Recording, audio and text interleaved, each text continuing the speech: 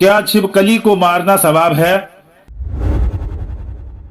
क्या छिपकली को मारना गुनाह है? और कौवा हमेशा डरा हुआ क्यों रहता है? उसकी वजह क्या है? घर में गरीबी क्यों आती है? मुअज़्ज़ज़ सामिईन किराम, अजीज दोस्तों, अस्सलामु अलैकुम व रहमतुल्लाहि व बरकातुहू। दोस्तों, आज हम एक ऐसी वीडियो लेकर आप हजरात की खिदमत में हाजिर हुए हैं जिसको आप हजरात ध्यान से देखेंगे तो आपकी जिंदगी संवर जाएगी, और अगर इस वीडियो को इग्नोर करेंगे तो आपकी जिंदगी में परेशानी आ सकती है, आपकी जिंदगी बर्बाद हो सकती है। दोस्तों, आज हमारे वीडियो का टॉपिक है, क्या छिपकली को मारना सवाब है? क्या छिपकली को मारना गुनाह है? और कौवा हमेशा डरा हुआ क्यों रहता है? उसकी वजह क्या है? मुर्गी उड़ क्यों नहीं सकती है? और सुबह देर तक सोने से क्या होता है? घर में गरीबी क्यों आती है? दोस्तों, हजरत अबू हुरैरा रज़ियल्लाहु ताला अन्हु से रिवायत है कि रसूल अकरम सल्लल्लाहु ताला अलैहि वसल्लम ने इरशाद फरमाया, जिसने छिपकली को पहली ज़रब में मारा उसके लिए 100 नेकियां लिख दी जाती है, और जो दूसरी ज़रब में मारा उससे कम सवाब मिलता है, और जो तीसरी ज़रब में मारा उसको उससे भी कम सवाब मिलता है। तो छिपकली को मारना कोई गुनाह नहीं है, बल्कि छिपकली को मारना सवाब है। कौवा डरा हुआ हमेशा क्यों रहता है?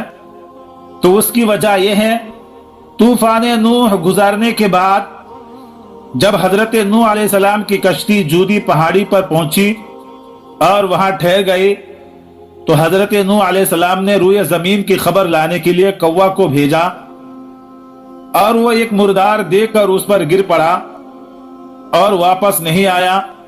तो आपने उस पर लानत फरमा दी और उसके लिए बद्दुआ फरमा दी कि वो हमेशा खौफ में मुब्तला रहे।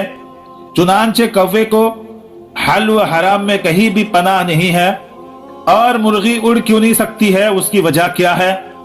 उसकी वजह यह है कि तूफान नूह गुजारने के बाद जब हजरत नूह अलैहिस्सलाम की कश्ती जूदी पहाड़ पर पहुंचकर ठहर गई, तो हजरत नूह अलैहिस्सलाम ने रूए जमीन की खबर लाने के लिए किसी को भेजने का इरादा फरमाया। तो सबसे पहले मुर्गी ने कहा कि मैं रूए जमीन की खबर लाऊंगी।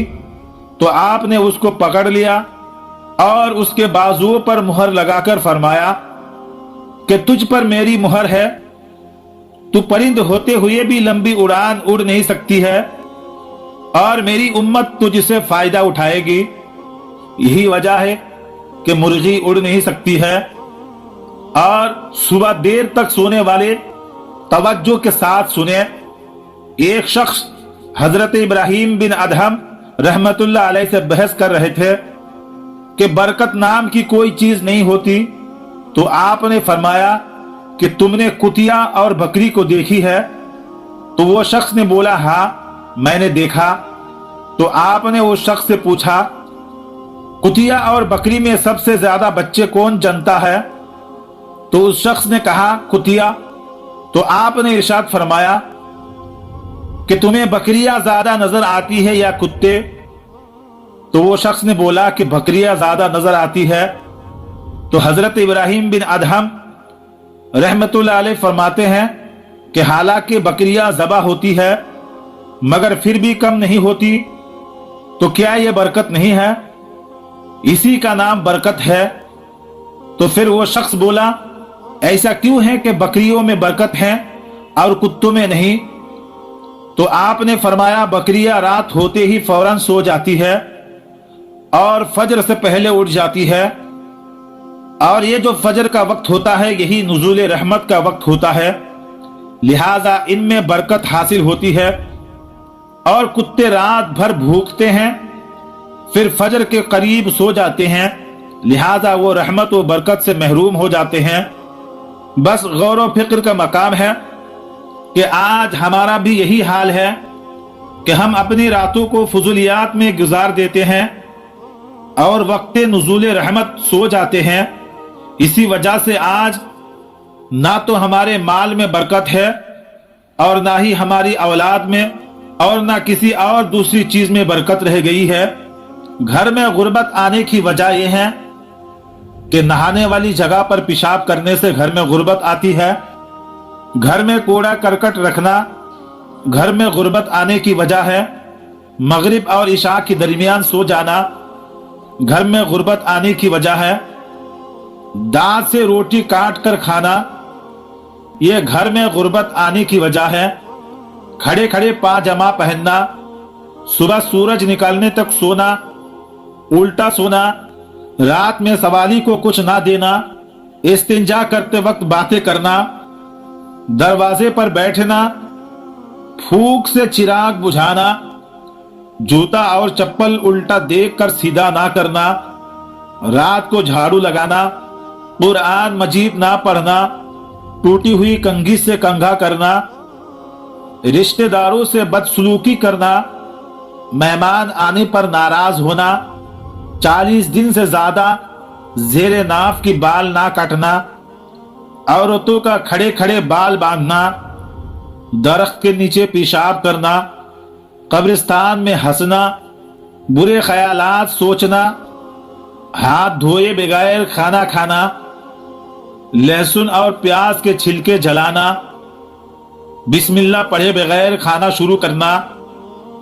حالت جنابات میں حجامت کرنا، اندھیرے میں کھانا، ٹوٹا ہوا سامان استعمال کرنا، بائیں پاؤں سے پاجامہ پہننا، آمدنی سے زیادہ خرچ کرنا، دانت سے ناخن کاٹنا، پھٹے ہوئے کپڑا پہننا، بیت الخلاء میں باتیں کرنا، پینے کا پانی رات میں کھلا رکھنا، بغیر وضو کیے قرآن پاک پڑھنا، اپنے اولاد کو ڈانٹنا، کوسنا، گالی دینا، فقیر سے روٹی یا اور کوئی چیز خریدنا، بات بات پر قسم کھانا، مکڑی کا جالا گھر میں رکھنا، گھڑے میں منہ لگا کر پانی پینا، ان سب باتوں سے گھر میں غریبی آتی ہے۔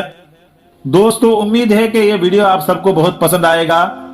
اگر یہ ویڈیو آپ حضرات کو پسند آئے تو صدقہ جاریہ کی نیت سے اپنے دوستوں کے ساتھ ضرور شیئر کریں، اور اگر ہمارے چینل پر پہلی بار آئے ہیں تو چینل کو ضرور سبسکرائب کریں۔ میں اللہ تعالیٰ سے دعا کرتا ہوں، یا اللہ تعالیٰ جتنے لوگوں نے اس ویڈیو کو دیکھا ہے، جتنے لوگوں نے اس ویڈیو کو لائک کیا ہے، جتنے لوگوں نے اس چینل کو سبسکرائب کیا ہے، مولا تعالیٰ ان سب کی دلی نیک جائز مرادوں کو اپنی بارگاہ میں قبول عطا فرما۔ مولا تعالیٰ ان سب کی دلی نیک جائز مرادوں کو اپنی بارگاہ میں قبول عطا فرما، ان سب کے گھروں سے سروں سے بلائیں آفتیں دور عطا فرما، آمین اللہم آمین۔ ہو سکے تو کمنٹ باکس میں آمین ضرور لکھے، کیا پتا کس کی زبان سے نکلا ہوا آمین کب قبول ہو جائے۔ السلام علیکم، خدا حافظ۔